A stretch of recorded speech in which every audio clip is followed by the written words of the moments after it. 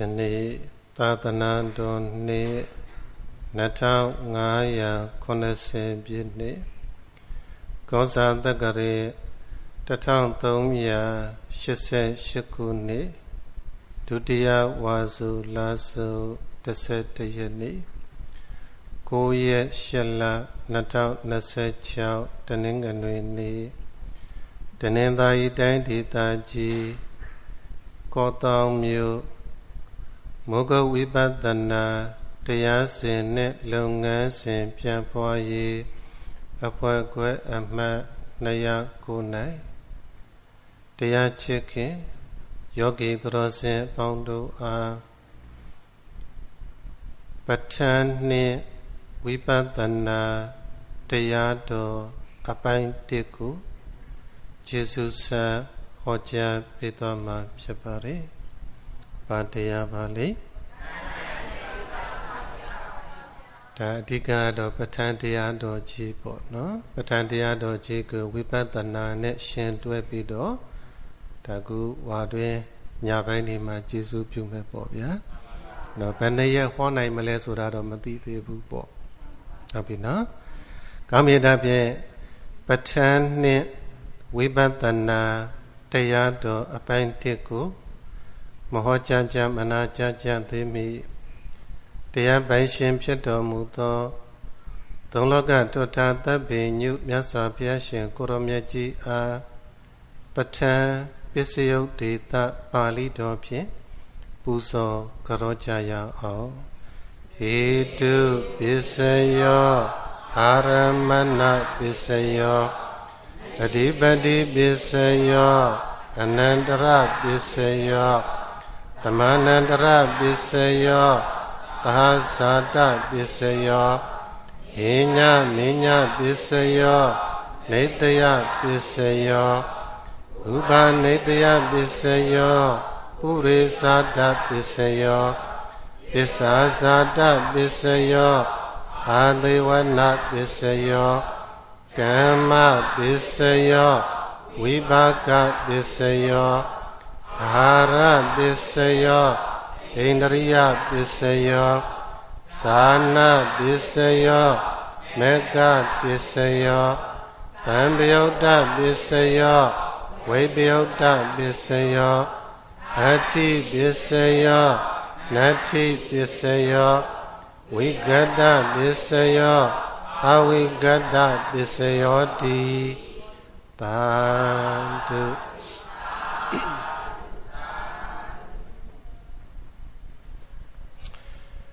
Mimido Na Yu Toteya Ma Ho Maho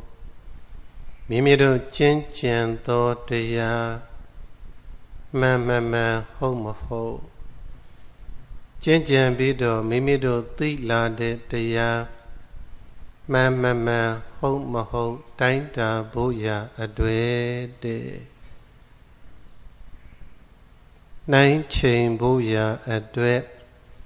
ni tong ni ne ni tong ni shibare de do Jezero Shin Mogo Saro Piajika Mimido Nayu needed deya Mimido Anto needed deya Mimido Tita de Dea Duha Mandala Mamamula Haudala Mohopula Chingwene Te Ching Boya at dwep Ni Banani de Le Doni Shire de Nambat Nika Patani de Bani Nambat Nika Padesa Tamopa Ni Bani Nambat Tonga Tissa Ni Bani Mimido Nayu needed Deya Mimido Ato needed Deya Atolo Mimido Tila de Tayandi Patani ne Kaiji de Kama Kainimu Shidala Meshibula Padesa Tamoba ni Adwin Twenty de Kama Lebe Kainimu Shidala Meshibula Tessa ni Adwin Twenty de Kama Lebe Kainimu Shidala Meshibula Agave Mimido Nayuta de Taya အားထုတ်နေတဲ့တရားအားထုတ်လို့သိလာတဲ့တရားသည်ပဋ္ဌာန်းနည်းနဲ့ကိုက်ညီမှုရှိတယ်ဆိုရင်အဲ့ဒီတရားသည်မှန်ပါတယ်အကယ်၍ပဋ္ဌာန်းနည်းနဲ့ကိုက်ညီမှုမရှိဘူးဆိုရင်အဲ့ဒီတရားသည်မမှန်ပါဘူးအကယ်၍မိမိတို့နာယူထားတဲ့တရားအားထုတ်နေတဲ့တရားအားထုတ်လို့သိလာတဲ့တရားသည်ပဋိစ္စသမုပ္ပါဒ်နီးအတွင်သွင်းကြည့်လိုက်တဲ့အခါမှာပဋိစ္စသမုပ္ပါဒ်နဲ့ကိုက်ညီတယ်ဆိုရင်အဲ့ဒီတရားသည်မှန်ပါတယ်ဟုတ်ပါတယ်ပဋိစ္စသမုပ္ပါဒ်နဲ့မကိုက်ညီဘူးဆိုလို့ရှိရင်အဲ့ဒီတရားသည်မှန်ပါဘူးဟုတ်ပြီနော်မိမိတို့နာယူထားတဲ့တရားအားထုတ်နေတဲ့တရားအားထုတ်လို့သိလာတဲ့တရားမှန်သစ္စာနည်းအတွင်သွင်းကြည့်လိုက်မယ်ဆိုလို့ရှိရင်သစ္စာနည်းနဲ့ကိုက်ညီမှုရှိရင်အဲ့ဒီတရားသည်မှန်ပါတယ်ဟုတ်ပါတယ်မကိုက်ညီဘူးဆိုရင်မမှန်ပါဘူးဟုတ်ပြီနော်ဒါပြင်ဥစ္စံတော်သူတော်ကောင်းတို့တွေတရား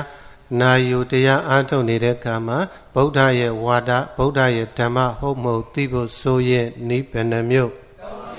၃မျိုးနဲ့သိရမယ်ပဋ္ဌာန်းနည်းနဲ့လည်းနိုင်ချိန်ကြည့်ရမယ်ပဋိစ္စသမုပ္ပါဒ်နည်းနဲ့လည်းနိုင်ချိန်ကြည့်ရမယ်သစ္စာနည်းနဲ့လည်းနိုင်ချိန်ကြည့်ရမယ်လို့ဆိုတော့ဥစ္စံတော်တော်ကောင်းများတို့တရားစခန်းပွဲတွေမှာကြတော့ဒီနည်း၃နည်းရှိတဲ့ထဲမှာဘယ်နည်းတွေကိုဟောတယ်ဘာနည်းတွေဟောပြီလဲပဋိစ္စသမုပ္ပါဒ်နည်းနဲ့သစ္စာနည်းဒါတို့မုတ်ကုတ်တရားစခန်းပွဲမှာကဒါပဲဟောတာလေနောက်ပဋ္ဌာန်းနည်းကတော့အမတန်ဟောခဲ့တယ်ပေါ့ဗျာတို့ကျေးဇူးတော်ရှင်မုတ်ကုတ်ဆရာတော်ဘုရားကြီးလည်းဟောခဲ့တယ်နော်ဒါပဋ္ဌာန်းနည်းနဲ့ဆိုဘလို့ပဲပုံဆိုပြီးတော့ဟောထားတာတွေရှိပါတယ်သို့တော်လည်းပဲ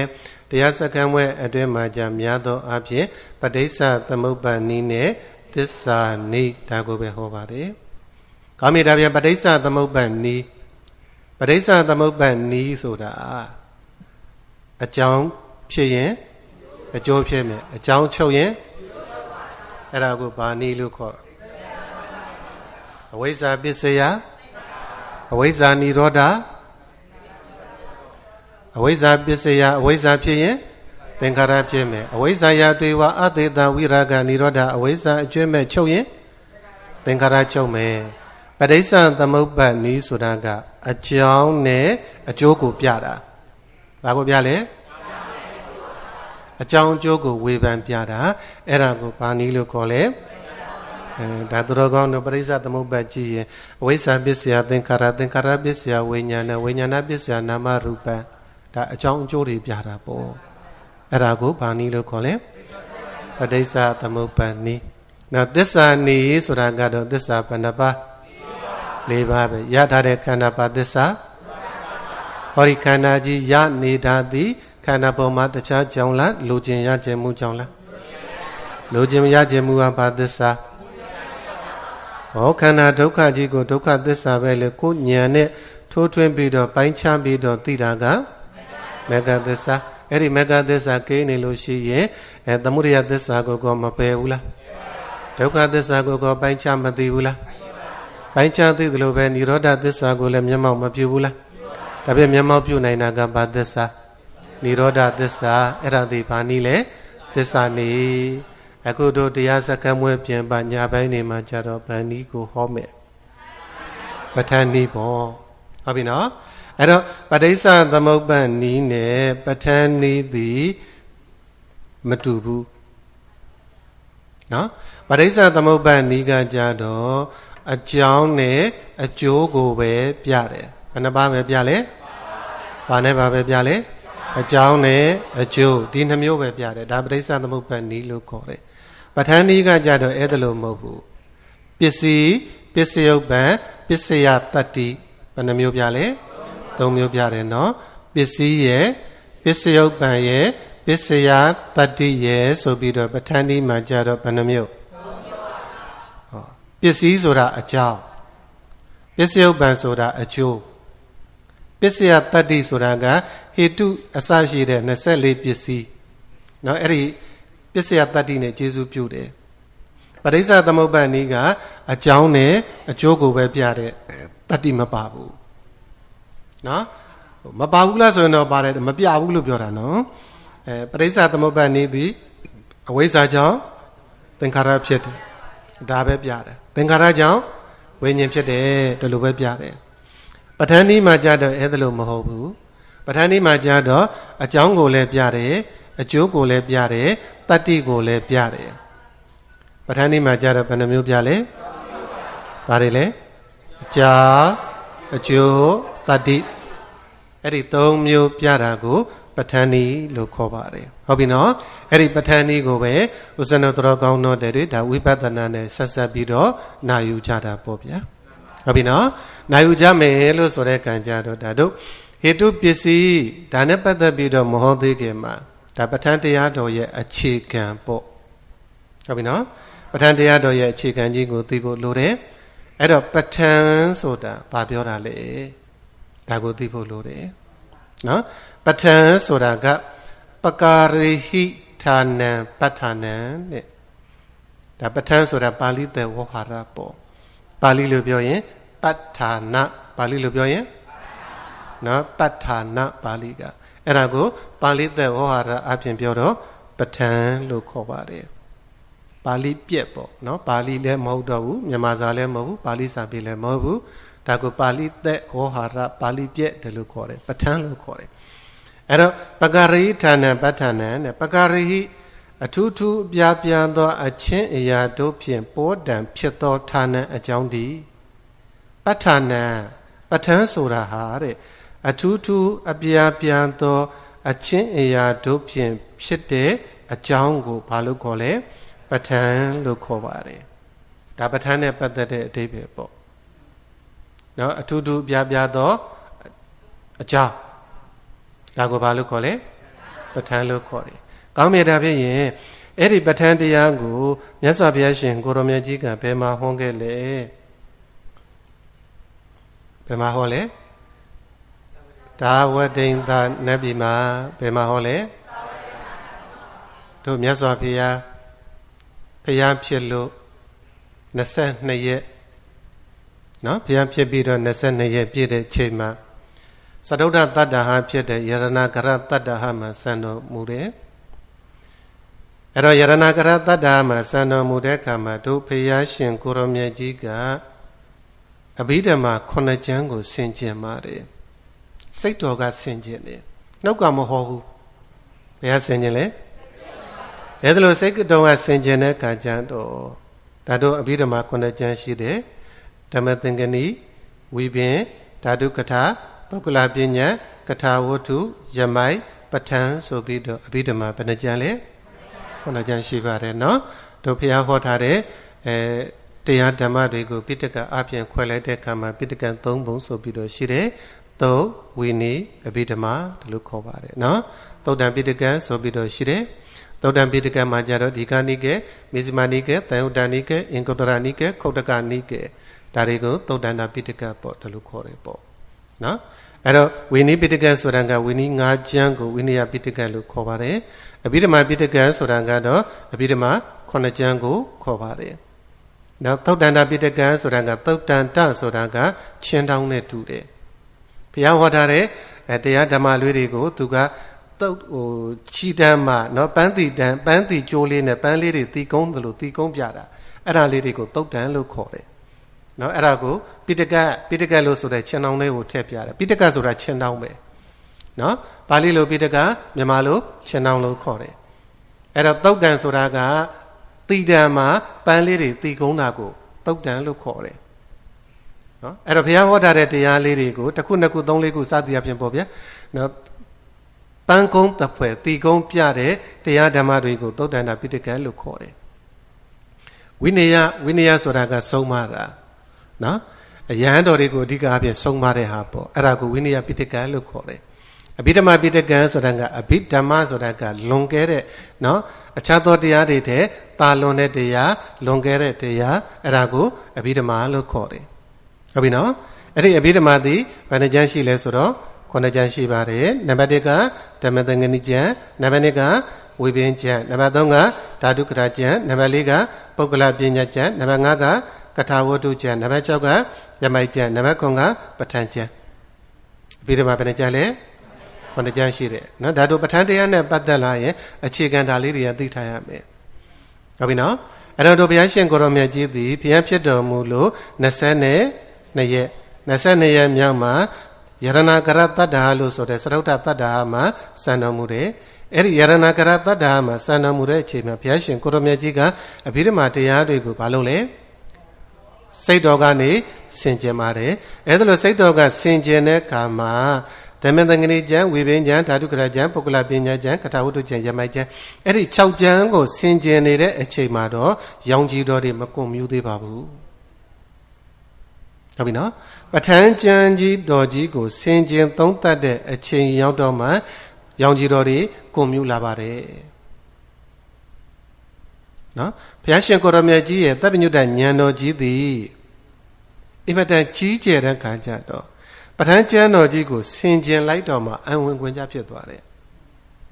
အဲ့ဒီကြတော့မှဉာဏ်လေးကွန်မြူလာပြီးတော့ရောင်ကြီးတော်တွေကွန်မြူလာတယ်ဒါလို့ဆိုတယ်ပေါ့ဗျာကောင်းပြီဒါဖြင့်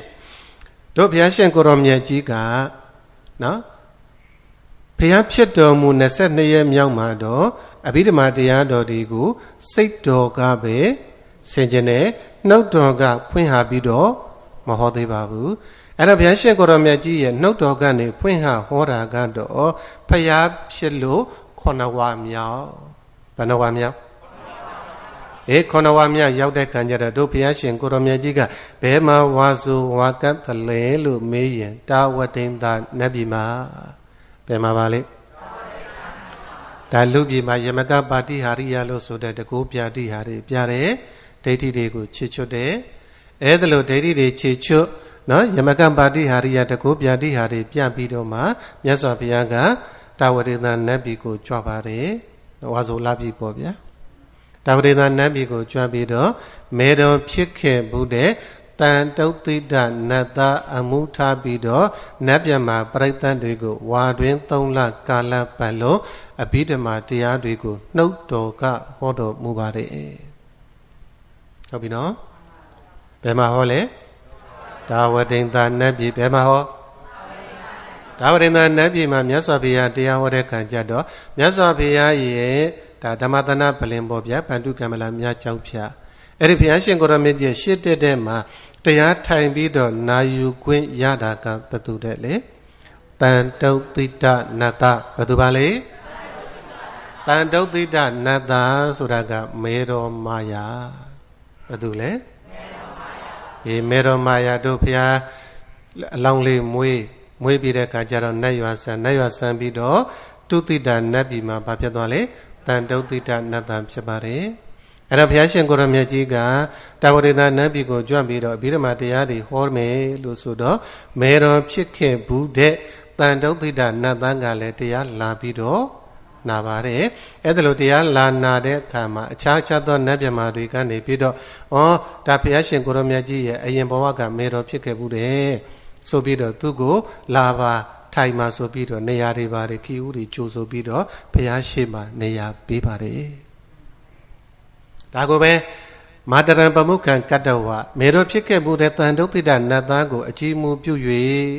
တရားဓမ္မတွေကိုဟောတော်မူတယ်တလို့လာပါတယ်အဲ့ဒါကိုမြန်မာပြည်မှာကြပါပြောတော့ဘုရားရှင်ကိုရမြတ်ကြီးနတ်ပြည်တက်ပြီးတော့တာဝတိန်သာနတ်ပြည်မှာတက်ပြီးတော့တရားဟောတယ်ဆိုတာဘသူကိုယေရှုစတ္တမေတော်ကိုယေရှုစတ္တရားဟောတယ်ဒါလို့ပြောကြတယ်အမှန်ကတော့အဲ့ဒါသေးသိအောင်လုပ်တာပဲဟုတ်ကဲ့လားအကယ်၍ဘုရားရှင်ကိုရမြတ်ကြီးကသူ့မေတော်ကိုယေရှုစတ္ချင်လို့နတ်ပြည်တဲ့တရားဟောပါတယ်ဆိုရင်ဘယ်နတ်ပြည်မှာသွားဟောရမှာသူ့အမေကဘယ်နတ်ပြည်မှာဖြစ်နေအောင်တုတိတနတ်ပြည်မှာအခုတရားဟောတာဘယ်မှာသွားဟောတာအကယ်၍မေတော်ယေရှုဆက်ဖို့သွားတယ်ဟောတယ်ဆိုလို့ရှိရင်ဘယ်မှာသွားဟောရမှာသူမေတော်ဟောင်းရှိတဲ့နေရာသွားဟောဖို့အမှန်ကတော့မေတော်ယေရှုဆက်ဖို့ရဲ့လို့သွားဟောတာမဟုတ်ပါဘူးဟုတ်ကဲ့လားပွင့်တော်မူတဲ့ဘုရားရှင်တိုင်းသည်အဘိဓမ္မာတရားတော်ကြီးကိုဟောတဲ့အခါမှာတာဝတိန်သာနတ်ပြည်မှာပဲဟောတော်မူပါတယ်နော်ဒါတို့ဘုရားပွင့်တော်မူတဲ့ဘုရားတိုင်းရဲ့ပြုကျင့်မြဲဖြစ်တဲ့ဓမ္မတာ30ဆိုတာရှိတယ်နော်ဓမ္မတာ30ရှိတယ်ဓမ္မတာ30ဆိုတာကဘယ်ဘုရားပဲပွင့် ပွင့်တဲ့ဘုရားတိုင်းဟာအဲ့ဒီအတိုင်းပဲလှုပ်ကြတယ်ဒါကိုဓမ္မတာ30လို့ခေါ်ပါတယ်ဒါကြောင့်တို့ဘုရားရှင်ကိုရမြတ်ကြီးကလည်းပဲအဘိဓမ္မာတရားတွေဟောတဲ့အခါမှာတာဝတိန်သာနတ်ပြည်မှာတက်ပြီးတော့နတ်ပြမာတွေကိုမဟောဘူးလားအဲ့ဒါလို့ဟောတယ်ဆိုတာဒီမဲတော်ဖြစ်ခဲ့ဘူးတဲ့တန်တုတ်တိတနတ်သားကိုကျေးဇူးဆက်ခြင်းလို့သွားဟောတာဟုတ်ရဲ့လားမဟုတ်ပါဘူးနော်ဒီအဘိဓမ္မာတရားတော်တွေဆိုတာကအင်မတန်နဲ့တဲ့အင်မတန်ကျယ်ဝန်းနေအဲ့ဒီအဘိဓမ္မာတရားတော်တွေဟောတဲ့နာယူတဲ့ကံမှာတစ်ဆက်တည်းဟောမှတစ်ဆက်တည်းနာမှာအကျိုးများပါတယ်နော်တပိုင်းတစားလေးဟောမယ်တပိုင်းတစားလေးနာမယ်ဆိုလို့ရှိရင်ခြုံငုံမိဖို့မလွယ်ပါဘူးဒါကြောင့်မြတ်စွာဘုရားကပွင့်တော်မူတဲ့ဘုရားတိုင်းကအဘိဓမ္မာတရားတော်ကိုနတ်ပြည်မှာပဲတက်ပြီးတော့ဟောပါတယ်နော်ဒါကပဲတချို့သာသနာ့ဥစည်းဌာနကထုတ်တဲ့စာအုပ်တွေမှာလည်းရှိတယ်နော်သာသနာ့ဥစည်းဌာနကထုတ်တဲ့ဥတန်းရွှေလက်ထက်မှာနော်ဥတန်းရွှေတို့ရဲ့လျှောက်ထားမှုနဲ့ထုတ်ထားတဲ့ဗုဒ္ဓဘာသာနဲ့ပတ်သက်တဲ့စာအုပ်တို့ရှိပါတယ်ဗုဒ္ဓဘာသာကောင်းတစ်ယောက်ဆိုတဲ့စာအုပ်ရှိတယ်အဲ့ဒီစာအုပ်ထဲမှာလည်းပဲအနန္တောအနန္တ၅ပါးရဲ့အဖွင့်မာတာပိတုကုနောအနန္တောအကြောင်းရေးတဲ့ခါကျတော့သူဘာထက်ရေးတော့ဆိုတော့မြတ်စွာဘုရားသိပင်နဲ့မိဘကျေးဇူးဆက်တဲ့နေရာမှာနို့တလုံးဘုဒ္ဓကျေးသည်ဟုအဆိုရှိတယ်တဲ့နော်ဒါသာသနာကြီးကထုတ်တဲ့စာအုပ်အယတ်သမားတွေဇတ်သမားတွေကလည်းပဲဒီလိုပဲပြောကြတာကိုမြတ်စွာဘုရားတောင်မှပဲအမေရဲ့ကျေးဇူးကိုဆက်တဲ့ခါမှာဘာပဲကြည့်အမှန်ကအဲ့ဒါမဟုတ်ဘူးမှားနေတာနော်ခုနကပြောတဲ့သာသနာ့ဥစည်းဌာနကတကယ်ပညာရှိတွေရေးထားတဲ့စာအုပ်ပဲအဲ့ဒါလည်းမှားတာပဲမြတ်စွာဘုရားမှာနို့တလုံးဘိုးပဲကြည်တယ်ဆိုရင်နို့တလုံးဘိုးအကျွေးကြံသေးတယ်ဗျာဟုတ်တယ်မလားဒါပေမဲ့အကျွေးမကင်းတဲ့ပုဂ္ဂိုလ်ကိုနိဗ္ဗာန်ကလက်မခံဘူးဒါမြတ်စွာဘုရားအင်္ဂုတ္တတိကနိဗ္ဗာန်မှာဟောထားတာရှိတယ်နော်အဲ့ဒီမှာမြတ်စွာဘုရားကပြောလဲမိဘနှစ်ပါးရဲ့ကျေးဇူးကိုဆက်မယ်ဆိုရင်ကျေးဇူးကုန်လိမ့်မယ်လို့ငါဘုရားမဟောဘူးတဲ့လောကမှာကျေးဇူးဆက်ပြီးတော့မကုန်နိုင်တဲ့ပုဂ္ဂိုလ်နှစ်ယောက်ရှိတယ်တဲ့အဲ့ဒါဘာလို့လဲအဖေနဲ့အမေပဲတဲ့ဒါအင်္ဂုတ္တမှာမြတ်စွာဘုရားဟောတယ်ဖကိုလက်ရမိမလက်ဝဲပကုံးတက်တွေအမျက်တင်လျက်ဆောင်ရွက်လုပ်ခြင်းမပြတ်မွေးလဲကျေးဇူးဂုဏ်ဆိုင်မကုန်နိုင်ဘူးတဲ့နော်မိဘကိုအဖေကိုလက်ရအမေကိုလက်ဝဲပကုံးပေါ်ကိုထမ်းတင်ထား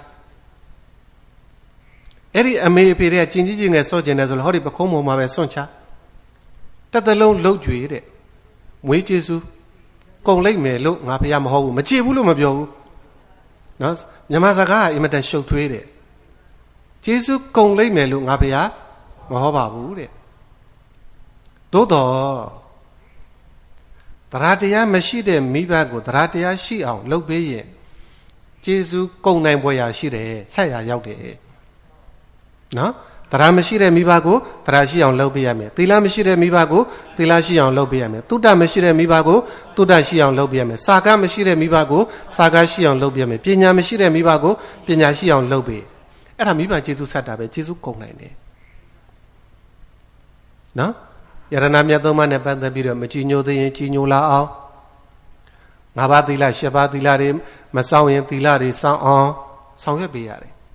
တုဒ္ဒလို့ဆိုတဲ့တရားနာမှုနဲ့ပတ်သက်ပြီးတော့တရားအသိတွေမသိသေးရင်သိအောင်ဆောင်ရွက်ပေးရတယ်။စာကလှူဒန်းမှုနဲ့ပတ်သက်လို့မိဘတွေကနှမျောတွန့်တိုနေတယ်မလှူနိုင်ဘူးဆိုရင်လည်းလှူနိုင်အောင်နော်။အိုမင်းမစွမ်းဖြစ်သွားပြီလေ။နော်ပြုံးမြင့်မစွမ်းအိုမင်းမစွမ်းဆိုတာရှိတယ်။မွေးကင်းစဘဝမွေးကင်းစအချိန်တုန်းကတော့ဗာလေပြုံးမြင့်မစွမ်းပြုံးမြင့်နုနယ်သေးတဲ့အတွက်ကြောင့်ကိုယ်မစွမ်းဆောင်နိုင်သေးဘူး။အိုမင်းသွားပြီဆိုရင်လည်းပဲအိုမင်းမစွမ်းဖြစ်သွားပြီအိုမင်းသွားတဲ့အတွက်ကြောင့်သူတို့ငွေတွေဘာတွေမရှာနိုင်တော့ဘူးနော်မရှာနိုင်တော့တဲ့ခံကြတော့သူတို့လှူခြင်းနဲ့ဒါပေမဲ့မလှူနိုင်တော့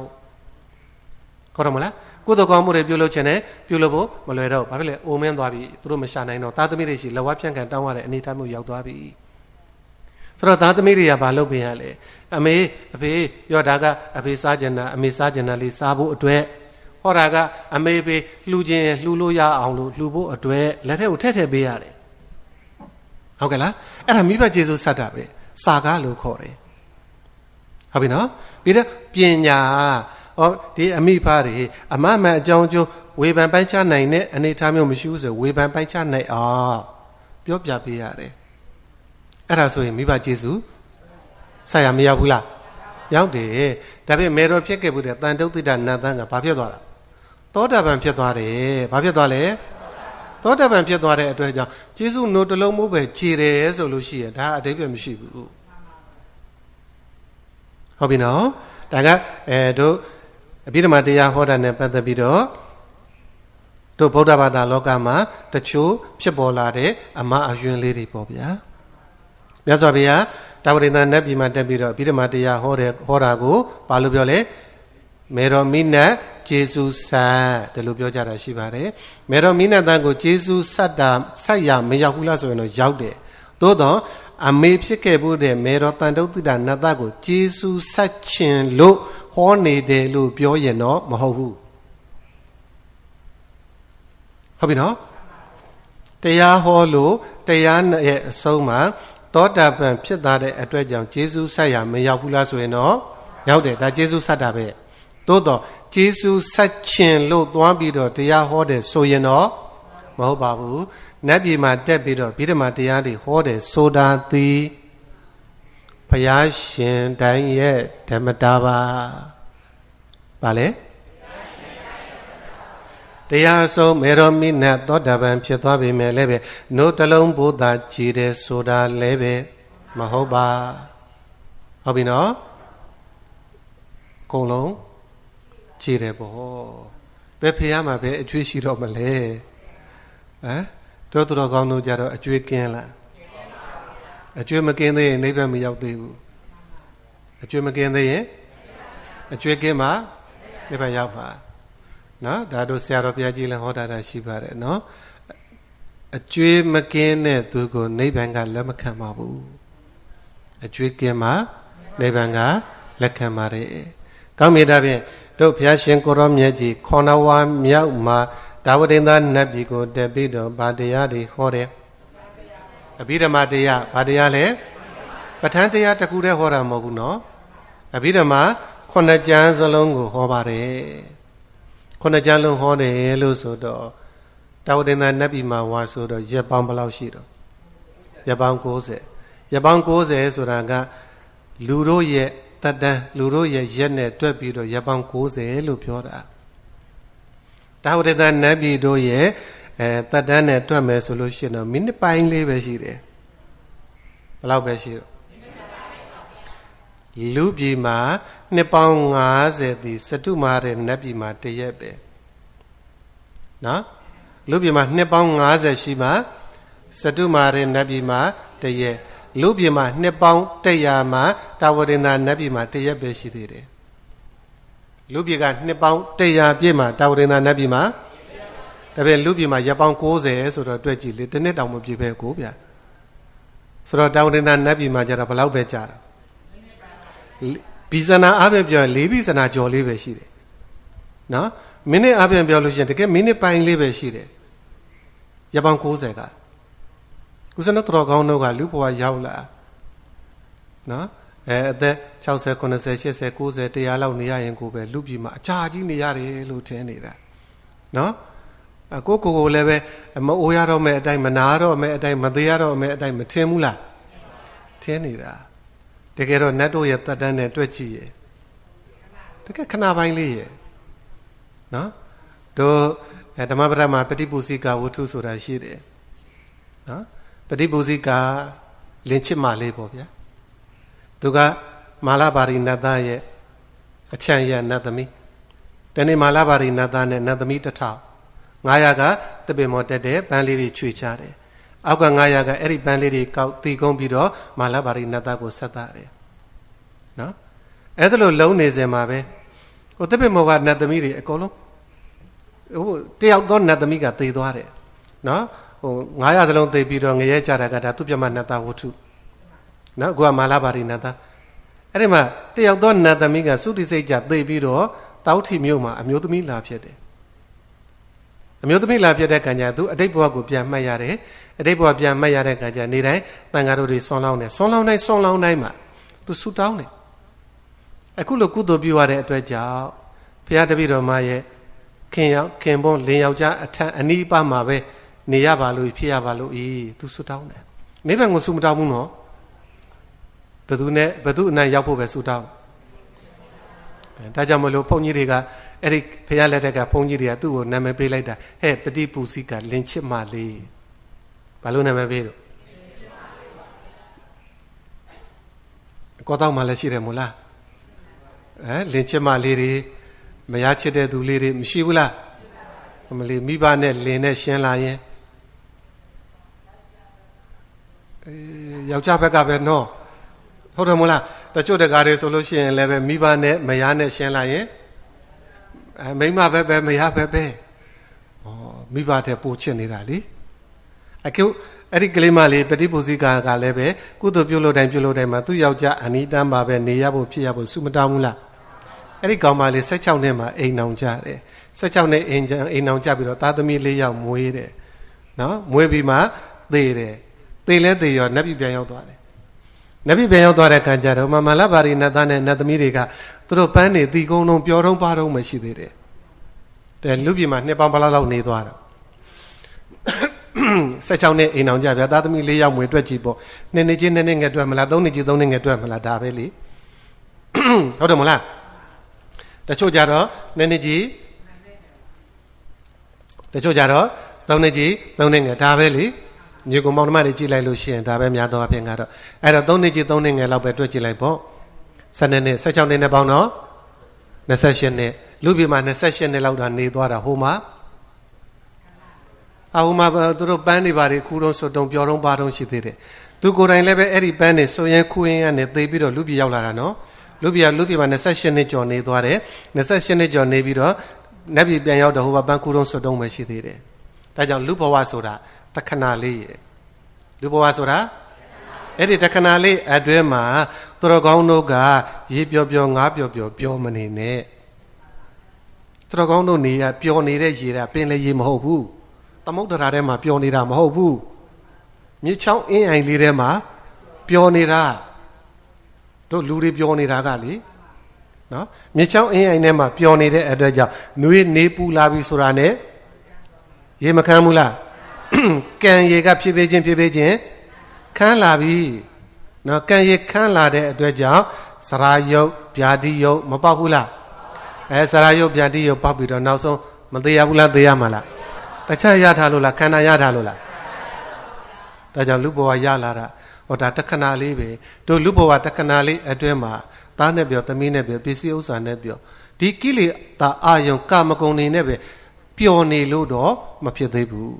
အဲ့ဒီကိလေသာအာယုံကာမဂုဏ်ကြားတဲ့ကနေပြီးတော့ဒါနလို့ဆိုတဲ့ကုသိုလ်ကောင်းမှုသီလဆိုတဲ့ကုသိုလ်ကောင်းမှုသမထဝိပဿနာလို့ဆိုတဲ့ကုသိုလ်ကောင်းမှုတွေကိုရသမျှအချိန်ယူပြီးတော့လုံးမပဲဟုတ်တယ်မလားယုံမတက်နဲ့ယုံထွဲဘယ်ယုံကိုမတက်ခိုင်းတာကိလေသာယုံဘယ်ယုံလဲအဲ့ဒီကိလေသာကာမဂုဏ်ယုံတဲ့ကနေပြီးတော့ယုံထွဲဘာနဲ့ယုံထွဲဒါနာသီလဘာဝနာဘာနဲ့ယုံထွဲ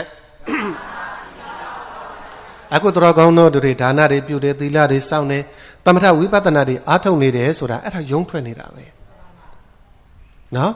ဒါကလည်းပဲအဲ့ဒီကိလေသာအာယုံကာမဂုဏ်တော်တဲ့ကနေယုံထွက်ဖို့အခွင့်အလန်းဆိုတာအချိန်အကြာကြီးမရှိဘူးသာသနာရှိတော့မယ်ဘာရှိတော့လဲအဲ့ဒီသာသနာကုဗုဒ္ဓဘုရားရှင်ကိုရောမြတ်ကြီးရဲ့သာသနာအများပြောပေါ့ဗျာနှစ်ပေါင်းဘယ်လောက်လဲ9000နှစ်ပေါင်းဘယ်လောက်လဲအဲ့ဒီနှစ်ပေါင်း9000ဆိုတာကလည်းစာပေမှာမရှိဘူးနော်မြတ်စွာဘုရားကဘာပြောလဲဒီမဂ္ဂင်၈ပါးကျင့်စဉ်တွေရှိနေသမျှလောကမှာအရိယာပုဂ္ဂိုလ်တို့မှာမစိတ်သုံးဘူးမဂ္ဂင်၈ပါးကျင့်စဉ်တွေကွယ်သွားရင်တော့အရိယာပုဂ္ဂိုလ်တွေမစိတ်သုံးလားစိတ်သုံးသွားလားအရိယာပုဂ္ဂိုလ်တွေစိတ်သုံးသွားပြီဆိုတော့တစ်ဖြည်းချင်းသာသနာကွယ်မှာပဲပေါ့ဗျာနော်ကောင်းပြီဒါဖြင့်သာသနာနှစ်ပေါင်း9000လို့ဆိုပေမဲ့လည်းပဲအဲ့ဒီနှစ်ပေါင်း9000ဆိုတာတကယ်ကြတော့ကဘာကြီးတက်တန်းနဲ့ရှင်ကြည့်ရင်အကာလညအခါမှာလျှက်စီးလက်တလောက်ကလေးပဲကြားတယ်သာသနာဆိုတာလျှက်စီးလက်တလောက်ကလေးပဲဘယ်လောက်ကလေးလဲအခုညဆိုရင်မှောင်နေပြီနော်ဒီမှာတို့မီးတွေဘာတွေထွန်းထားလို့မီးပြတ်သွားကြည့်ပါလားမြင်ရသေးလားဟောရှေ့မှာကျင်းရှိတယ်လို့လည်းမမြင်ရတော့ဘူးเนาะစူးတွေညောင်းနေရှိတယ်လို့လည်းမ မမြင်တော့ဘာမှမမြင်တော့ညကမှာအဲ့ဒီမောင်မိုက်နေတဲ့အချိန်မှာလျှက်စလေးဖြတ်ခနဲ့လဲလိုက်မယ်ဆိုလို့ရှိရင်ဖြတ်ခနဲ့တော့အလင်းလေးမမြင်လိုက်ရဘူးလားအဲ့ဒီအချိန်လေးမှာပဲကြည့်လိုက်တဲ့အခါကျအော်ဘာရှိတယ်ဟိုနားဘာရှိတယ်ဆိုတာမမြင်လိုက်ရဘူးလားဘုရားရှင်ကိုရောမြတ်ကြီးတို့ရဲ့သာသနာဆိုတာကလည်းပဲအကာလညကမှာလျှက်စည်းလက်တလောက်ကလေးပဲရှိတာအဲ့ဒီလျှက်စည်းလက်တဲ့အချိန်ကလေးနဲ့ယနေ့သူတော်ကောင်းတို့ကြုံနေရတာနော်အခုသူတော်ကောင်းတို့သာသနာတော်နဲ့ကြုံအဲ့ဒီသာသနာတော်နဲ့ကြုံနေရတာလေလျှက်စည်းလက်တလောက်အချိန်လေးနော်မှောင်မိုက်နေတဲ့အချိန်မှာလျှက်စည်းလက်တလောက်အချိန်လေးအဲ့ဒီလျှက်စည်းလက်တလောက်အချိန်လေးနဲ့ယနေ့သူတော်ကောင်းတို့ကကြုံနေကြရတာအဲ့ဒါလို့ကြုံနေတဲ့အချိန်အတွင်းလေးမှာရုံထွက်နိုင်အောင်ဘာတွေလုပ်ရမလဲဒါနာသီလဘာဝနာကုသိုလ်ကောင်းမှုတွေကြိုးစားပြီးတော့မလုပ်ရမလားလုပ်ရမလားကောင်းမြတ်တာဖြစ်ရင်ဘုရားရှင်ကိုရောမြတ်ကြီးတာဝတိန်သာနတ်ပြည်မှာအဘိဓမ္မာတရားတွေဟောတယ်လူရဲ့ရက်နဲ့တွက်ကြည့်ရင်တော့ရက်ပေါင်း90ရှိပါတယ်တာဝတိန်သာနတ်တို့ရဲ့ရက်နဲ့တွက်ကြည့်လို့ရှိရင်ဘယ်လောက်ပဲကြာလဲမင်းနဲ့ပိုင်းကလေးပဲကြာပါတယ်ဒါသူတော်ကောင်းတို့ဘာယူရမှာတန်ဝေကယူရမှာဘာယူရမှာတို့လူပြည်မှာရက်ပေါင်း90နော်နှစ်ပေါင်း100ရှိရင်တောင်မှပဲတာဝတိန်သာနတ်တွေမှာတရက်ပဲရှိသေးတာဆိုလို့ရှိရင်တို့လူရထားတဲ့လူဘဝလူခန္ဓာကြီးဟာအချိန်မပျက်စီးနိုင်ဘူးလားပျက်စီးနိုင်လားနော်မရဏံဒုဝံဇီဝိတံအတုဝံနေမရဏံသေခြင်းတရားဒုဝံမြဲတယ်ဇီဝိတံအသက်ရှိစွာနေရခြင်းသည်အတုဝံမမြဲဘူး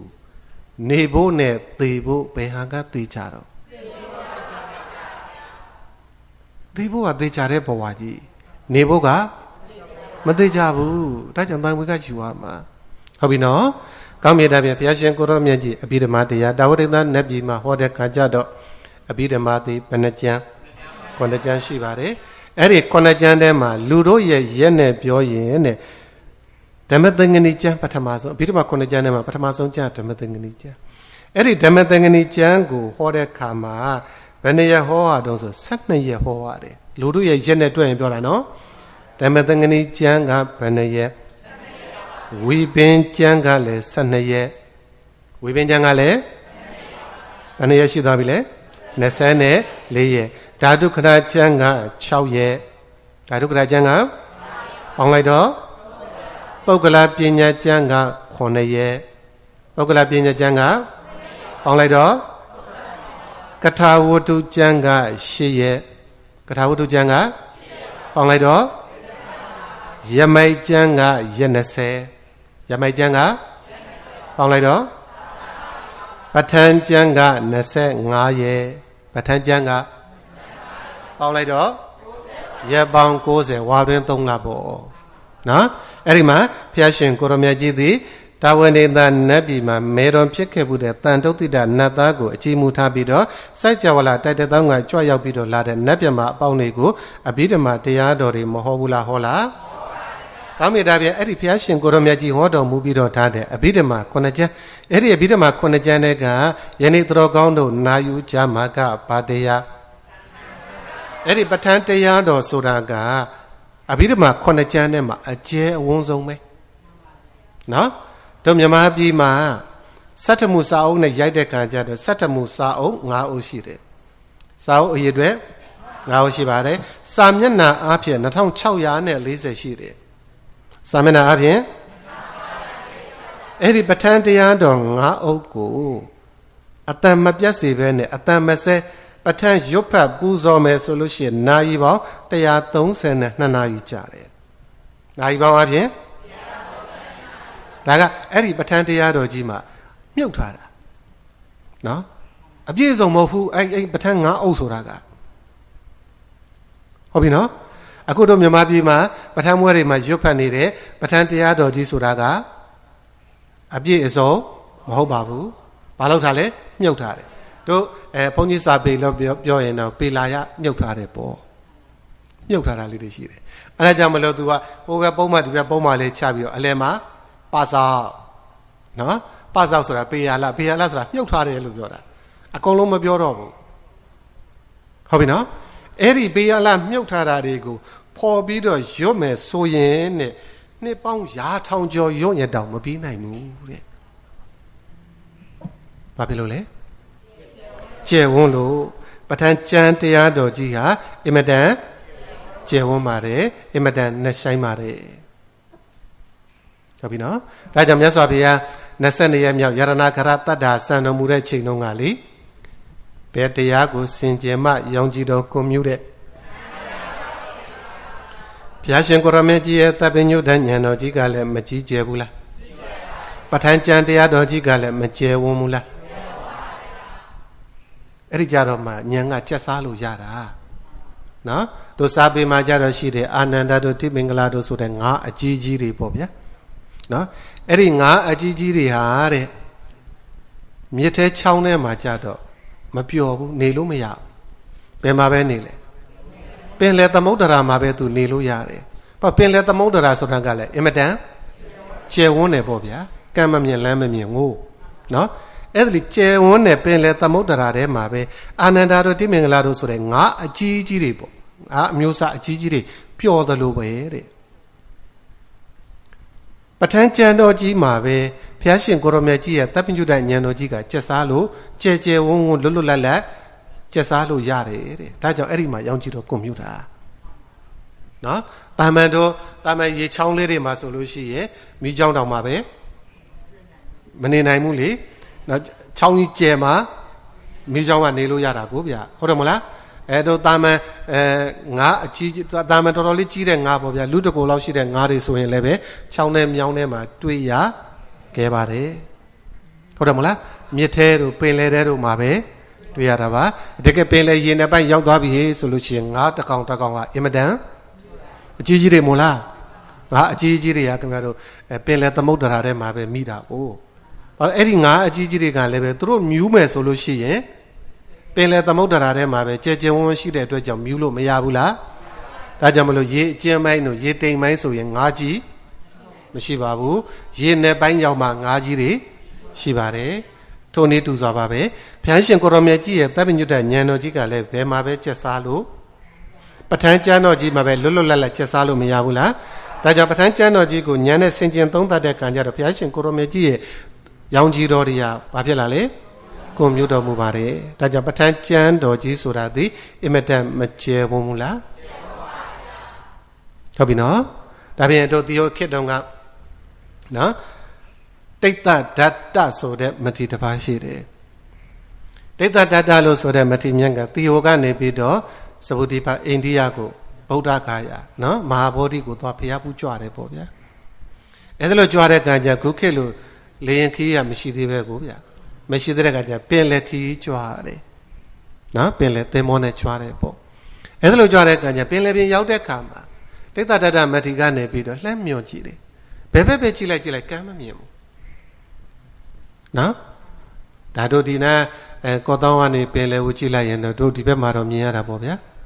ဟိုဘက်လှမ်းကြည့်လိုက်မယ်ဆိုလို့ရှိရင်တော့မြင်ရလားမကျဲဘူးလားအဲ့တော့တိတ်တဓာတမတိကလည်းပဲပင်လယ်ရေပြင်နဲ့ရောက်သွားတယ်လှမ်းကြည့်လိုက်တယ်မမြင်ဘူးနော်အဲ့ဒါလို့မမြင်တဲ့ခံကြတော့သူစဉ်းစားတယ်ပဋ္ဌာန်းကျမ်းတော်ကြီးနဲ့ရှင်ပြီးတော့ဆင်ခြင်သုံးသပ်တာပေါ့ဗျာပင်လယ်သမုဒ္ဒရာကြီးဆိုတာဘာလို့ပဲကျဲပါတယ်ပဲပြောရေအောက်မှာဘာရှိတော့မြေကြီးရှိတယ်ဘာရှိလဲမြေကြီးဆိုတဲ့အပိုင်းခြားမရှိဘူးလားအပေါ်မှာကောင်းကင်ရှိတယ်အာကာသဟင်းလေးပြင်ကောင်းကင်ကြီးရှိတယ်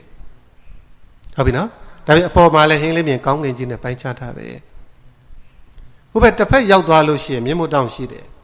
တစ်ဖက်မှာဘာရှိလဲမြင့်မို့တောင်တန်းကြီးရှိတယ်ဟိုတစ်ဖက်မှာကြတော့မျိုးရွာစိတ်ကန်းနေကိုကောတောင်းစိတ်လို့ပေါ့ဗျာနော်ကောတောင်းစိတ်ကန်းကြီးရှိတယ်ပေါ့အဲ့ဒီကောတောင်းစိတ်ကန်းကြီးတဲ့အတိုင်းတောက်လျှောက်မျောသွားလိုက်တောက်လျှောက်မျောသွားလို့ရှိရင်ဘယ်ရောက်သွားမလဲပင်လေတဲ့ကနေသမုဒ္ဒရာဘယ်ရောက်သွားမလဲအဲ့ဒီသမုဒ္ဒရာတိုင်းမျောသွားလို့ရုပ်ဘက်မှာကြောက်တန်းကြီးပဲရှိတော့တယ်ဆိုတော့ပင်လဲမှာကျယ်ဝန်းမှာတဲ့နှက်ဆိုင်မှာတဲ့ပျော်ညာတော်လည်းပဲ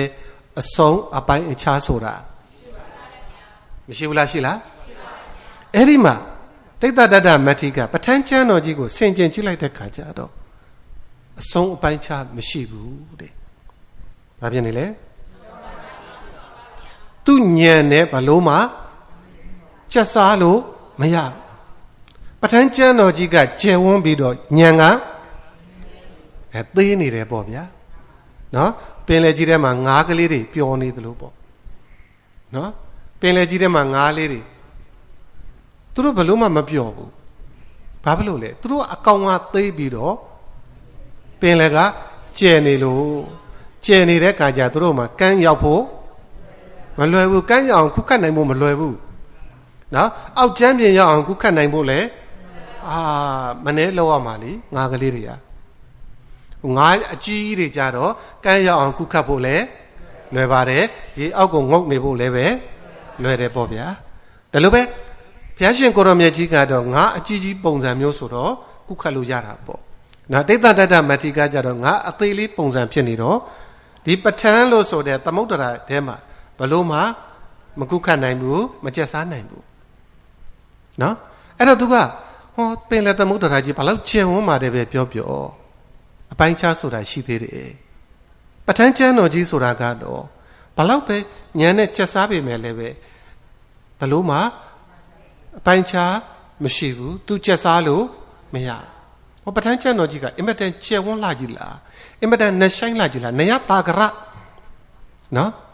ပင်လေသမုဒ္ဒရာကြီးတဲ့ကိုပဲကျယ်ဝန်းလာကြီးလားနှဆိုင်လာကြီးလားလို့သူနှလုံးသွင်းဆင်ခြင်တယ်ပဋ္ဌာန်းကျမ်းတော်ကြီးကိုဆင်ခြင်နေတယ်ပေါ့ဗျာတို့တော်ကောင်းတို့နားလဲသဘောပေါက်အောင်ပြောရင်တော့ဟေတုပစ္စယောအာရမဏပစ္စယောအဓိပတိပစ္စယောပဋ္ဌာန်းတရားတော်ကြီးကိုဘာလုပ်နေဆင်ခြင်စိတ်ထက်ကနေဆင်ခြင်နေတာတိတ္တတတ္တမတ္ထိဟုတ်ပြီနော်ဟိုကမ္ဘာတချို့ဆရာတော်တွေဟောတယ်လို့ဟေတုပစ္စယောအိုင်ဖုံးဒီလိုတော့သွားမလုပ်နဲ့နော်ဟမ်ကိုကတို့မြန်မာပြည်မှာဆိုလို့ရှိရဲ့ဈေးရောက်တဲ့ဗုဒ္ဓဘာသာမြန်မာဈေးတဲ့တိုင်းဘာရွတ်တော့ဈေးတိုင်းမှာလေဒါကြီးဘာတွေရွတ်တော့တခါကြီးတော့မရွတ်ဘူး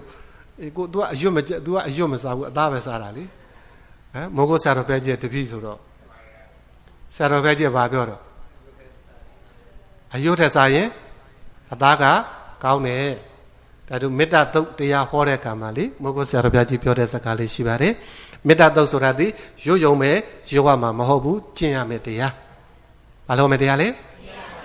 ဒါပေမဲ့တို့ဗုဒ္ဓဘာသာဝင်တွေကဘာပဲလုပ်နေလဲရွတ်ယုံပဲရွတ်နေတာရွတ်တာလည်းမကောင်းဘူးလားဆိုရင်တော့ကောင်းပါတယ်သို့တော့ရွတ်တာတဲ့စာရင်ဘာကပိုကောင်းလဲကျင့်တာကပိုကောင်းပါတယ်ဒါကြောင့်ဆရာတော်ဘုရားကြီးကရွတ်ယုံပဲရွတ်မနေနဲ့အရွတ်တဲ့အသားကပိုကောင်းတယ်လို့ပြောတာပါရွတ်တာကိုအပြစ်ပြောတာမဟုတ်ဘူးနော်ဒါကိုနားလဲသဘောပေါက်ဖို့လိုတယ်နော်အမဟုတ်ဆရာတော်ဘုရားကြီးကအရွတ်တဲ့အသားကပိုကောင်းတယ်လို့ပြောတယ်အရွတ်ကိုအာမပေးဘူးဒီလိုသွားမလုပ်နဲ့သူ့ရဲ့တာဝကတွေသူ့ရဲ့တရားနာပရိသတ်တွေကဘလို့ပရိသတ်တွေလဲဆိုရင်လက်တွေအားထုတ်နေတဲ့ပရိသတ်တွေလက်တွေအားထုတ်နေတဲ့ပရိသတ်တွေဖြစ်တဲ့အတွက်ကြောင့်အရွတ်တဲ့အသားကကောင်းတယ်လို့ပြောတာအသားမစားနိုင်တဲ့သူတွေအတွက်အရွတ်ကလည်းကောင်းပါတယ်ဟုတ်တယ်မို့လားခင်ဗျားတို့အရွတ်ကလေးဆိုနည်းနည်းလေးချက်တာကြာကြီးစားလို့မရဘူးလားဟမ်အသားတွေအမဲသားတို့ဘာတို့เนาะဘီယာဆိုင်အရက်ဆိုင်မှာလေအမဲကြောက်တွေရှိတယ်เนาะအရက်နဲ့မြည်ဖို့အဲ့တော့အရက်နဲ့မြည်ဖို့အမဲကြောက်ကိုလှီးတဲ့ခါမှာဘယ်နဲ့လှီးတယ်ထဲနော်ကိုယ်အိမ်မှာစားဖို့လှီးရင်တစ်မျိုးလှီးရတယ်เนาะအရက်ဘီယာနဲ့မြည်ဖို့လှီးရင်တစ်မျိုးလှီးရတယ်မတူဘူးလှီးပုံရင်ဒကမကြီးတွေသိလားသင်ပေးရအောင်မလားဟမ်ဖုန်ကြီးစာချက်မယ်ဆိုရင်တစ်မျိုးလှီးရတယ်နော်အကိုကဖုန်ကြီးတွေကြတော့ကြိုက်လိုက်ရုံနဲ့ရရမယ်လေဇွန်းနဲ့ထိုးဖဲရရမယ်ဒီလိုကြိုက်ဖြတ်ရင်တော့ဖုန်ကြီးတွေကအပတ်သက်နေဗျာဟိုဝင်းဒီစကားပြောရရင်တော့နော်ဒီလိုဟင်းတုံးကြီးကြိုက်ပြီးတော့ဆွဲမယ်ဖြတ်မယ်ဆိုရင်ဒါအပတ်သက်နေအဲ့ဒါကြောင့်တချို့ဖုန်ကြီးတွေကအပတ်သက်မှာဆိုလို့ခွဲမရဆိုအတုံးလိုက်ကြီးထည့်ရတာအဲ့ဒါဖုန်ကြီးအစားကြီးတယ်လို့မထင်နဲ့လောဘကြီးတယ်လို့မထင်နဲ့နော် တခါတည်းခင်ဗျားတို့တွေ့ဘူးမှာပဲလေနော်စွန့်တွေဘာတွေကတ်တဲ့ခါကျတော့ပစုံတုံးမဖြစ်ဖြစ်အမဲသားတုံးမဖြစ်ဖြစ်ကြက်သားတုံးမဖြစ်ဖြစ်မဖဲ့တော့ဘူးလေမဖဲ့တော့ဘဲနဲ့အလူရှင်တွေတုံးထားတဲ့အတုံးလိုက်ဒီတိုင်းပဲဒီတိုင်းထက်စားရတာဒါလည်းရှိတာပဲအဲ့ဒါဘုန်းကြီးတော်တော်အစားကြီးတာပဲတော်တော်လောဘကြီးတာပဲလို့မအောင်မင်းနဲ့နော်အဲ့ဒါဝီနီးအရာကြိုက်စားရဲ့အဘတဲ့နဲ့ဟုတ်တယ်မလားအဲ့တော့သူကဇုံလေးနဲ့ထိုးပြီးတော့ဖဲ့လိုက်လို့ရအောင်လက်နဲ့ဖဲ့တယ်ဆိုလဲဖဲ့လို့လွယ်အောင်ဘလို့တုံးလဲဆိုအဲ့ဒီအကျော်အမြင်လေးတွေကိုတောင်းလိုက်ဖြတ်တုံးရတယ်နော်အကျော်ရှိတဲ့အတိုင်းအရှိလိုက်မတုံးရဘူးအကျော်အမြင်လေးတွေဘာလို့လဲဖြတ်တုံးရတယ်ဖြတ်တုံးလိုက်လို့ရှိရင်ဒီလိုဖဲ့လိုက်တာနဲ့တက်ပြတ်သွားတယ်နော်ဘီယာဆိုင်အရက်ဆိုင်တွေမှာကြတော့အဲ့ဒါလိုဖြတ်မတုံးရဘူးအကျော်အမြင်လိုက်တဲ့အရှိလိုက်ကလေးတုံးရတယ်အဲ့ဒါဆိုရင် तू ကအကြာကြီးဆွဲရတယ်အကြာကြီးဝါရတယ်နော်တမြုံမြုံလေးတမြုံမြုံစားလို့ရအောင် तू အဲ့လိုလောရတယ်ဟုတ်ပြီနော်ဒါဥဇဏတော်ကောင်းတို့မှာလည်းပဲအယွတ်နဲ့အကျင့်နော်ရွတ်တာလည်းမကောင်းဘူးလားကောင်းတယ်နော်ဒါတရေစေရတယ်သာသနာကွယ်ကြောင်းတရား၅ပါးရှိတယ်နော်ဒါအင်္ဂုတ္တပြင်စကနိဗ္ဗာန်မှာမြတ်စွာဘုရားဟောတယ်သာသနာကွယ်ခြင်းရဲ့အကြောင်း၅မျိုးဟောတယ်အဲ့ဒီသာသနာကွယ်ခြင်းအကြောင်း၅မျိုးဟောတဲ့အထဲမှာစာပေမသိပရိယတ္တိစာပေတွေဘုရားဟောတဲ့တရားတော်တွေမသိတော့ဘူးဆိုရင်လည်းပဲအဲ့ဒါသာသနာကွယ်ခြင်းရဲ့အကြောင်းပဲသင်တော့သင်တယ်အဲ့ဒီတရားဘုရားဟောတဲ့တရားတွေကိုရုပ်အံတရေစေမှုမပြုတော့ဘူးဆိုရင်လည်းပဲသာသနာကွယ်ခြင်းရဲ့အကြောင်းပဲဒါကြောင့်ရွတ်တာကိုအပြစ်မပြောနဲ့ပြောလို့မရဆရာတော်ဘုရားကြီးကလည်းရွတ်ကိုအပြစ်တက်ပြောတာမဟုတ်ဘူးကဲ့ရတာမဟုတ်ဘူးနော်အကျင့်ကိုကျင့်စေခြင်းလို့ရွတ်ယုံမဲ့ရွတ်မနေနဲ့ကျင့်လဲကျင့်ပါလို့ဒီလိုပြောတာဟုတ်တယ်မလားရွတ်လဲရွတ်ကျင့်လဲကျင့်တော့ပုံမကောင်းဘူးလားကောင်းပါတယ်တိုးတော်လည်းပဲတချို့ဗုဒ္ဓဘာသာဖြစ်ပြီးတော့ကျင့်နိုင်တဲ့သူတွေလည်းရှိတယ်မကျင့်နိုင်တဲ့သူတွေကမရှိဘူးလားအဲ့ဒီမကျင့်နိုင်တဲ့သူတွေအတွက်ကြတော့ရွတ်မယ်ဆိုရင်လည်းမကောင်းဘူးလားကောင်းလားဒီဘဝမှာရွတ်နေတဲ့နော်အိဋ္ဌဒုက္ခအနတ္တလို့ပဲရွတ်ရွတ်ဟိတုပစ္စယောလို့ပဲရွတ်ရွတ်ဟုတ်တယ်မလားယတ ानु ဘာဝတော်လို့ပဲရွတ်ရွတ်ဘာပဲရွတ်ရွတ်ဖះဟောထားတဲ့ပိဋကတ်တော်တွေကိုရွတ်အံတရေဆဲထားမယ်ဆိုရင်အဲ့ဒီပုဂ္ဂိုလ်ကဒီဘဝမှာမကျင့်လို့သာတရားမရတာနော်ဖះသာသနာတော်နဲ့ကြုံတဲ့ခါမှာနော်ဒီကရွတ်ထားတာကဘာဖြစ်သွားလဲဥပနိသေယပစ္စယတတ္တိနဲ့ကျေစုပြုတယ်ဟုတ်ပြီနော်အခုဒီဖះသာသနာတော်မှာဒီဘဝမှာဒီဖះဟောထားတဲ့ဓမ္မကန္တာတွေကိုရွတ်နေတဲ့ပုဂ္ဂိုလ်တို့သည်ဥပနိသေယပစ္စယတတ္တိနဲ့ကျေစုပြုတယ်ကျေစုပြုပေးလိုက်တဲ့အတွက်ကြောင့်နောက်ဖះသာသနာတော်မှာဖះဟောတဲ့တရားတွေနာယူလိုက်ရတာနဲ့မဉ္ဇဉ်ပူဉ္ဇဉ်ရဖို့အတွက်အထောက်အကူဖြစ်သွားတယ်အလကားမဖြစ်ဘူးနော်ဒါတို့ပဏာတထာဂရမှာပြောထားတဲ့စကားလေးရှိတယ်နော်တန်တီတောဟိတေပိတကံနော်ပရိယတ္တိကိုသင်နေလို့ရှိရင်တဲ့သာသနာ3ရပ်စလုံးကိုထမ်းဆောင်လိုက်တာနဲ့အတူတူပါပဲတဲ့တန်တီတောဟိတေပိတကံသုတ္တဝဒွေပိပုရိတိတဲ့နော်ပဏာတထာဂရလာတယ်ပရိယတ္တိစာပေတွေကိုသင်အပ်နေလို့ရှိရင်သာသနာ3ရပ်စလုံးထမ်းဆောင်တာနဲ့အတူတူပဲတဲ့စာပေတွေသင်နေတာကပရိယတ္တိစာပေတွေသင်နေတာကအဲ့ဒီစာပေါ်မှာစူးစိုက်နေတာကပฏิပတ်တိစူးစိုက်နေတာကဒါစာတွေကိုအာယုံစိုက်ပြီးတော့ကျက်တယ်အာယုံစိုက်ပြီးတော့ဖတ်နေတယ်ဆိုအဲ့ဒီမှာဝိတက်အတွေးတွေဘာဖြစ်နေအတွေးတွေငြိမ့်နေတယ်လေဇန်တွေရနေတာနော်ခင်ဗျားတို့ဇန်ရတယ်ဆိုတာကဟိုကောင်းငယ်ပြန်မြေရှိုးမိုးပြန်နိုင်တာကိုဇန်လို့ပြောတာမဟုတ်အဲ့ဒါအဘိညာဉ်နော်ဇန်အဘိညာဉ်လို့ခေါ်တာပေါ့ဇန်ရတယ်ဆိုတာကဝိတက်ဝိစာရပိတိဒုက္ခဧကကတာတွေငြိမ့်နေတာအဲ့ဒါဇန်ပဲပထမဇန်ရသွားတာပဲစာကိုစူးစူးစိုက်စိုက်လုံနေရင်အဲ့ဒါဇန်နေဖြစ်နေတာပဲဒါကြောင့်မလို့စာကိုစူးစူးစိုက်သင်အန်းလေးချက်နေခြင်းသည်အဲ့ဒါသည်ပฏิပတ်တိပဲဘာဖြစ်နေရလဲအဲ့ဒါလို့စာပေရုပ်အံတရေစတဲ့ကဘုရားရှိခိုးတယ်နော်ပဋ္ဌာန်းတွေရွတ်တယ်အဲ့ဒါလို့ရွတ်ဖတ်တရေစနေတဲ့ချိန်မှာစိတ်ထဲမှာကိလေသာတွေလာသေးလားမလာတော့တဲ့ကကြအေးချမ်းမနေဘူးလားအေးချမ်းနေလို့ရှိရင်ကိလေသာတွေမချုပ်ဘူးလားချုပ်နေလားအဲ့ဒါပฏิဝေဒပဲဘာလဲပရိယတ္တိသာသနာပฏิပတ်တိသာသနာပฏิဝေဒသာသနာစာပေသင်အံလေးချက်နေအဲ့ဒါသာသနာတာဝန်3ရပ်စလုံးကိုထမ်းဆောင်နေတာ ਨੇ အတူတူပဲ ဒါကြောင့်မလို့ရွတ်လဲရွတ်ပါကျင့်လဲကျင့်ပါရွတ်တဲ့လူတွေကိုလည်းအပြစ်မမြင်နဲ့ရွတ်တာလည်းသာသနာပြုနေတာပဲကျင့်တာလည်းသာသနာပြုနေတာပဲဟုတ်ပြီနော်ဒါကိုတို့ဆရာတော်ဘုရားကြီးတွေပေးထားတဲ့ဩဝါဒလေးတစ်ခုရှိပါတယ်တိတာသိပြီးတော့မကျင့်ရင်လည်းအကျိုးမများဘူးကျင့်တာကျင့်ပြီးတော့မသိရင်လည်းအမှားများတယ်ဟုတ်ပြီနော်သိတော့သိတယ်ဒါပေမဲ့လို့မကျင့်ဘူးမကျင့်ရင်လည်းအကျိုးမများဘူးသူများတော့အငှားကြောင်းရတယ်လို့ပဲနော်သူများတော့အငှားကြောင်းတဲ့ခါကျကိုကတော့အကြောင်းပေးနေရတာလေအဲ့ဒီနွားရဲ့နှုတ်ကြတော့ကိုကစိုးလို့မရတောက်လို့မရဘူးနွားပိုင်ရှင်ရပဲညှစ်ပြီးတော့ရောင်းစားတာတောက်တာဟုတ်ဗျာနော်အဲ့တော့ကိုကသိတော့သိတယ်မကျင့်ဘူးသိပြီးတော့မကျင့်ရင်လည်းသူ့အတွက်အကျိုးမများမရှိဘူးလို့ပြောတာမဟုတ်ဘူးနော်အကျိုးမများဘူးတချို့ကျင့်တော့ကျင့်တယ်ဒါပေမဲ့လို့မသိဘူးမသိတဲ့ခါကျတော့အမှားများတယ်အဲ့ဒါကြောင့်တချို့တို့မြန်မာပြည်မှာတချို့ဘုန်းကြီးတွေတချို့လူတွေစာပေပရိယတ်တိကိုတော့ကိုကမသိဘူးမလေ့လာဘူးတရားတွေဟောတယ်လက်တွေ့ကျင့်တယ်ကျင့်ပြီးတော့ဟောတဲ့ခါကျတော့ဘာဖြစ်ကုန်လို့အမှားတွေများကုန်တာပေါ့ဒါကြောင့်ဦးဇင်းတို့တော်ကောင်းတို့ကသိလဲသိရမယ်ကျင့်လဲကျင့်ရမယ်ဟုတ်ပြီနော်ကောင်းမြတ်တာပြလို့ရှိရင်တိတ်တဓာတမတိတို့မြန်မာပြည်မှာခုနကပြောတဲ့ဈေးသည်တွေသူတို့ဂုံတော်တွေရွတ်တယ်ပဋ္ဌာန်းတွေရွတ်တယ်ဈေးဆိုင်မှာလေဘာဖြစ်လို့ရွတ်လဲဈေးရောက်ကောင်းလို့ဘာဖြစ်လို့လဲသူတို့ရဲ့ရွတ်နေတဲ့အချိန်မှာသူတို့ရဲ့စိတ်ကကိုဘာလဲဈေးရောက်ကောင်းကျင်တာဘာလဲဈေးရောက်ကောင်းကျင်တဲ့စိတ်နဲ့ရွတ်တဲ့ခါကျတော့ဈေးရောက်မကောင်းဘူးလားခုနကဟေတုပစ္စယောအိုင်ဖုန်းဆိုတာလည်းပဲဟိုကဗဇက်ကတော့စိတ်ထဲကတော့ဟေတုပစ္စယောဒီလိုရွတ်တယ်ပေါ့ဒါပေမဲ့ကိုယ်စိတ်ထဲကကြတော့အဲ့ဒါလေးလိုချင်တယ်ဆိုတဲ့စိတ်ကလေးနဲ့ရွတ်လိုက်တဲ့ခါကျတော့စိတ်ကစိတ်ဓာတ်ဓိပတိတက်ပြီးတော့လေအဓိပတိပစ္စယတတ္တိနဲ့ကျေစုပြုတ်လိုက်တဲ့ခါကျတော့လိုချင်တာရတာပေါ့ဗျာဟုတ်ကလားဒီတိတ်တဓာတမတိကကြတော့အဲ့ဒီဈေးရောက်ကောင်းမှုတွေနော်အိုင်ဖုန်းတွေနိုင်ငံခြားသွားဖို့တွေပါရလားဖះရှင်ကိုရမြတ်ကြီးအပေါ်မှာကြည်ညိုတဲ့တရားတရားနဲ့ဘာနဲ့လုပ်လဲဖះပေါ်မှာကြည်ညိုတဲ့တရားတရားနဲ့ပဋ္ဌာန်းတရားတော်ကြီးကိုဘာလုပ်နေရလဲဆင်ကျင်နေတာဥစ္စနတော်ကောင်းတို့တဲ့တွေပြိဘေယွယွပဋ္ဌာန်းမေယွယွတရားဓမ္မဖះဟောထားတဲ့တရားဓမ္မတွေရွတ်ဖတ်တရေစတဲ့ခါမှလည်းပဲဖះပေါ်မှာကြည်ညိုတဲ့တရားနဲ့ရွတ်ဖတ်တရေစမယ်ဆိုရင်ပို၍ကုသိုလ်တွေရပါတယ်ဟုတ်ပြီနော်